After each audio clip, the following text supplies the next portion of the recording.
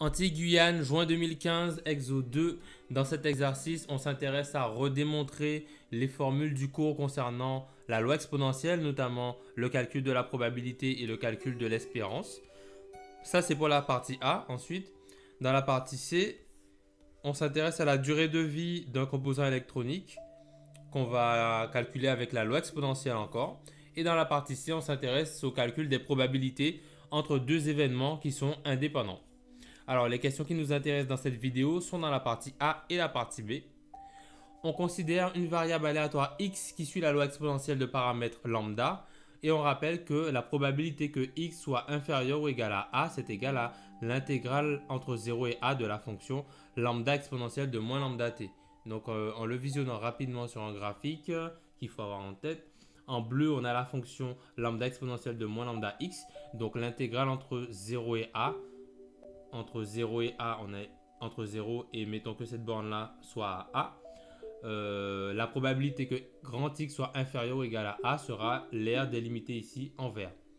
Alors, on se propose de calculer l'espérance mathématique de X.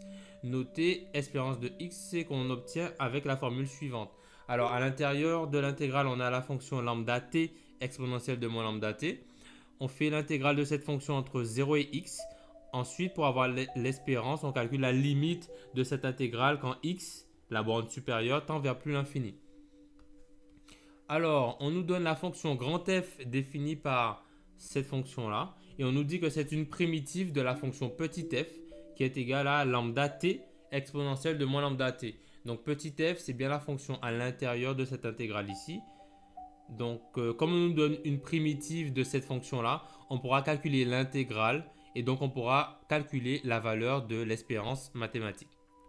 Alors, petit 1, soit x un nombre réel strictement positif, vérifiez que intégrale entre 0 et x de lambda t exponentielle de moins lambda t dt est égale à ceci. Donc, cette intégrale, c'est bien la même intégrale que l'on retrouve dans le calcul de l'espérance mathématique. Donc, on va calculer cette intégrale. Ok. Intégrale entre 0 et x de lambda t exponentielle de moins lambda t dt. Ça nous donne... Donc on veut une primitive de cette fonction-là. On nous l'a donnée ici et on va calculer les valeurs de cette primitive entre les valeurs x et 0. Je l'écris comme ça. Donc ici on rentre la primitive. Donc c'est moins t. Alors où elle est? Moins t plus 1 sur lambda facteur de exponentielle de moins lambda t que l'on va calculer entre 0 et x. Donc ça va nous donner du moins t plus 1 sur lambda exponentielle de moins lambda t. Donc on remplace t par 0, par x d'abord. Donc ici ce sera x et ici ce sera x aussi. Moins la valeur de la primitive en 0. Donc moins t plus 1 sur lambda exponentielle de moins lambda t. Alors on remplace t ici par 0. Et voilà. Donc on continue le calcul. Ça c'est égal à... Alors je vais développer ici, ce sera peut-être mieux pour tout à l'heure. Moins x facteur de exponentielle de moins lambda x. Moins 1 sur lambda facteur de exponentielle de moins lambda x. Ensuite là on a du moins, ça va faire du plus. À l'intérieur de cette parenthèse on a 0 plus 1 sur lambda. Donc 1 sur lambda fois exponentielle de moins lambda 0, donc 0. Exponentielle de 0, ça va faire 1. Donc il va rester que du 1 multiplié par 1 sur lambda. Et c'est du plus 1 sur lambda. Voilà. Donc nous, on a un résultat sous cette forme-là. Et en fait, ce qu'on nous demande, c'est un résultat de la forme 1 sur lambda facteur de ce quelque chose. Donc nous, on a du 1 sur lambda ici et ici. On va le mettre en facteur. Ça va nous donner du 1 sur lambda facteur 2. Pour avoir ce terme-là, on va multiplier par 1. Pour avoir ce terme-là, on va multiplier par moins exponentielle de moins lambda x.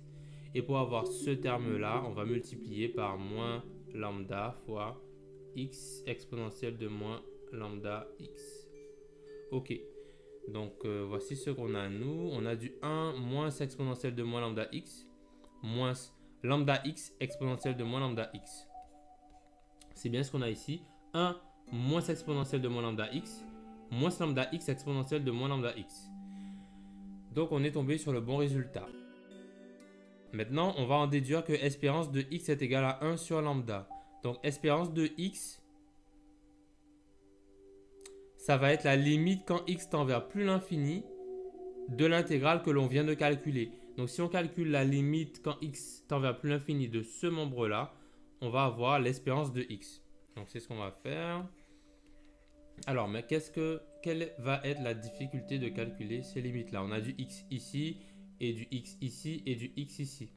Donc quand x va tendre vers plus l'infini, on aura de plus l'infini fois exponentielle de moins l'infini, ça va faire du 0. Donc on va avoir du plus l'infini fois du 0.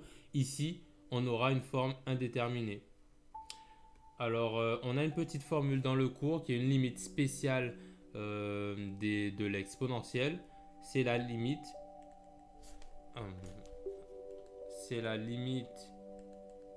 de x. Ouh là là. C'est la limite de x exponentielle de x. Et nous, on connaît, le cours nous donne en tout cas la limite en moins l'infini de ceci qui est égal à 0. Alors nous, on est en situation de moins lambda x multiplié par exponentielle de moins lambda x. La limite de ceci quand x va tendre vers plus l'infini, c'est ce qu'on cherche nous.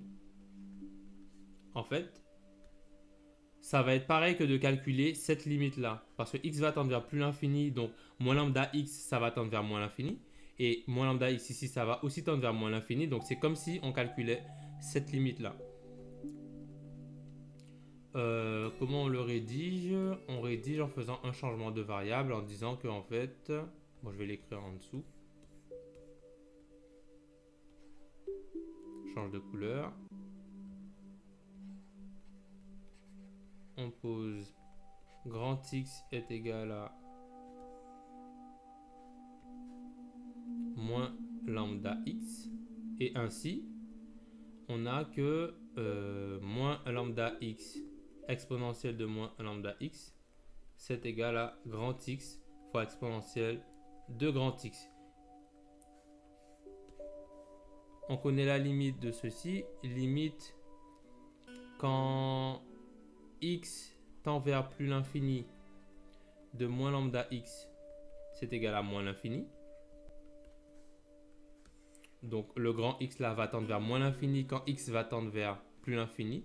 Et du coup, on pourra écrire que la limite quand x tend vers plus l'infini de grand X exponentielle de grand X, c'est égal à la limite, la limite quand grand X tend vers moins l'infini de grand X exponentielle de grand X. Ça, c'est égal à 0. C'est bien la formule ici qu'on a utilisée. Donc, cet encadré jaune va tendre vers 0. Exponentielle de moins lambda x, donc x va tendre vers plus l'infini, moins lambda x va tendre vers moins l'infini, donc ça va être du exponentiel de moins l'infini, ça va tendre vers 0. Il va nous rester du 1 sur lambda. Donc finalement,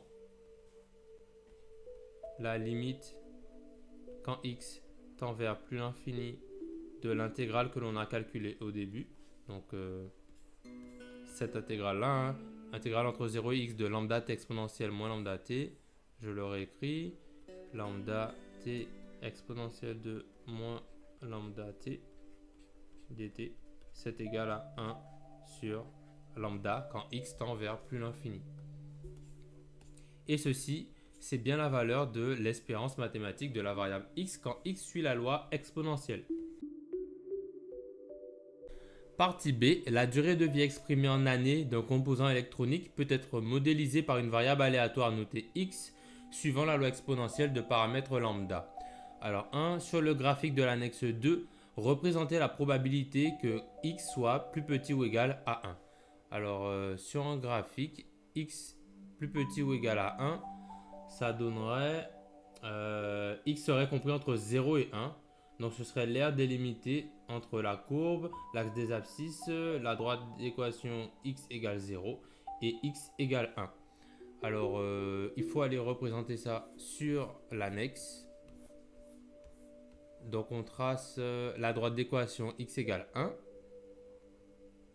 Comme ça. Et la probabilité que grand X soit inférieur ou égal à 1 va être représentée par cette R ici.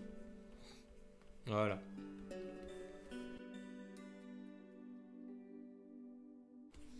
Alors, question 2. Indiquer où se lit directement la valeur de lambda. Alors, lambda, dans le cadre d'une loi exponentielle, ça se lit directement ici sur la courbe. C'est au point d'abscisse x égale 0. Le point de la courbe pour x égale 0 nous donne la valeur de lambda qui est 0,5.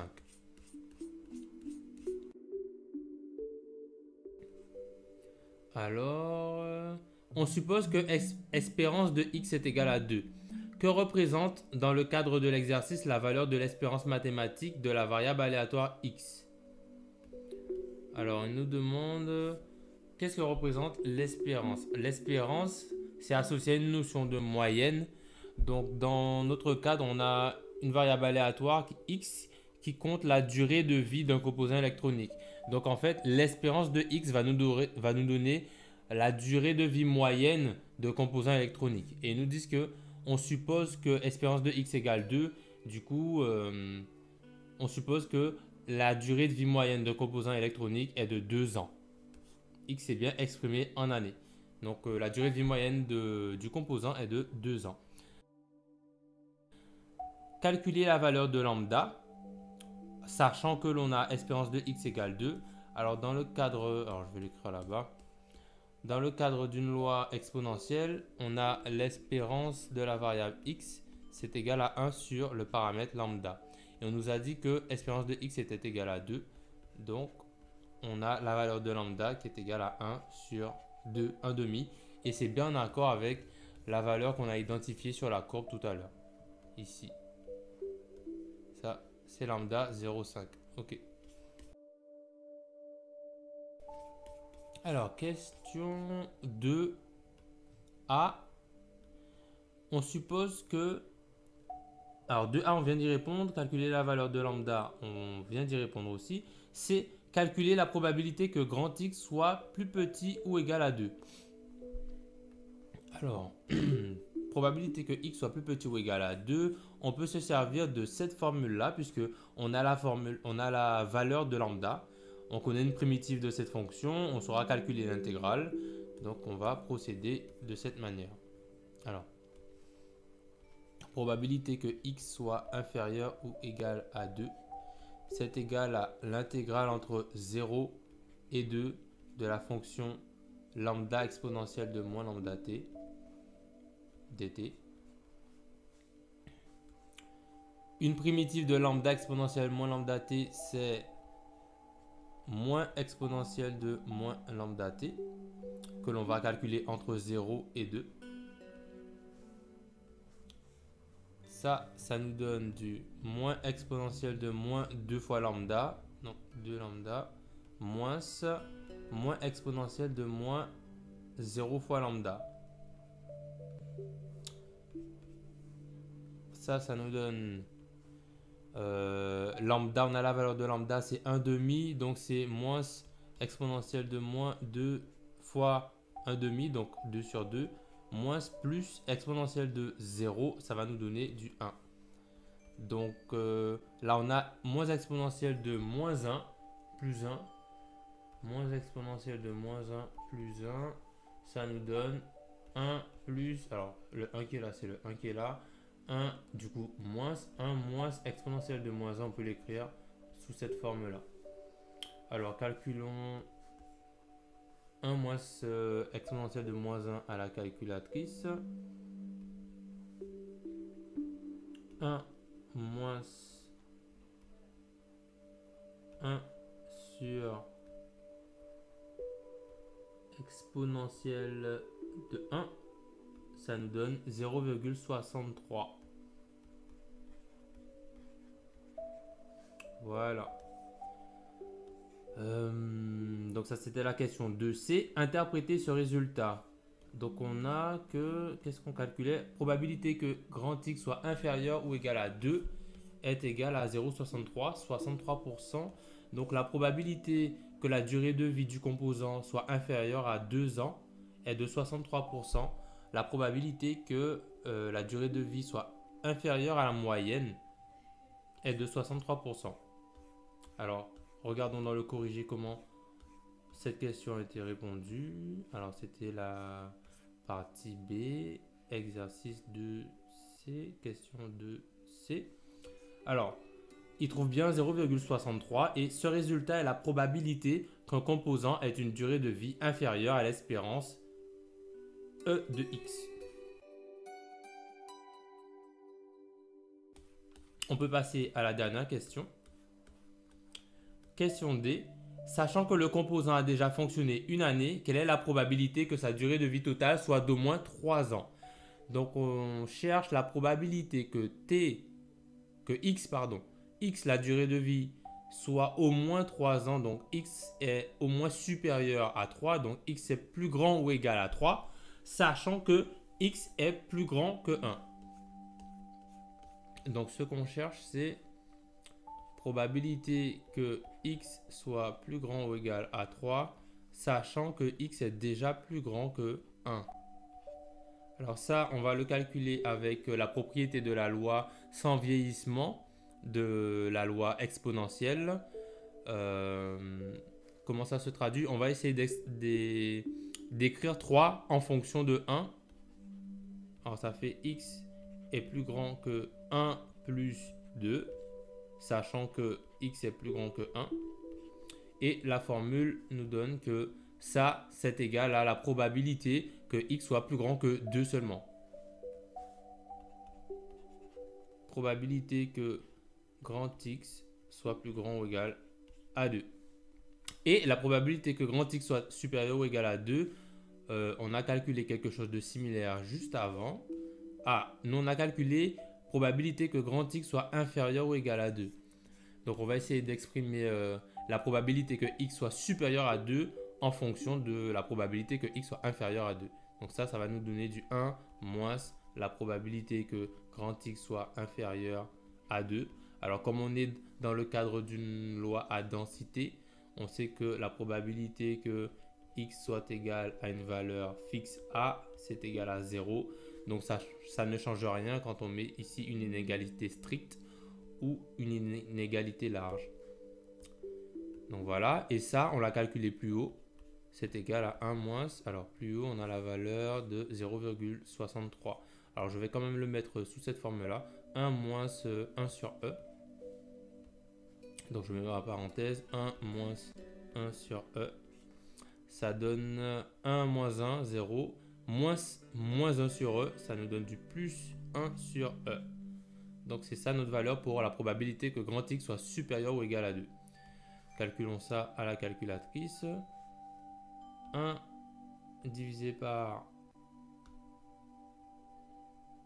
E, donc exponentielle de 1, ça nous donne 0,36, 0,37.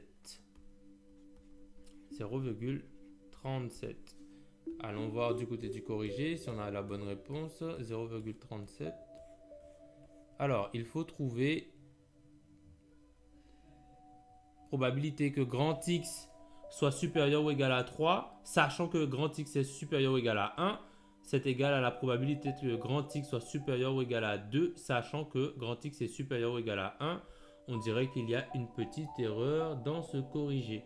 Ici, on aurait dû avoir X supérieur ou égal à 1 plus 2. Ouais, il y a une petite erreur, ils auraient dû écrire 2 plus 1 ici.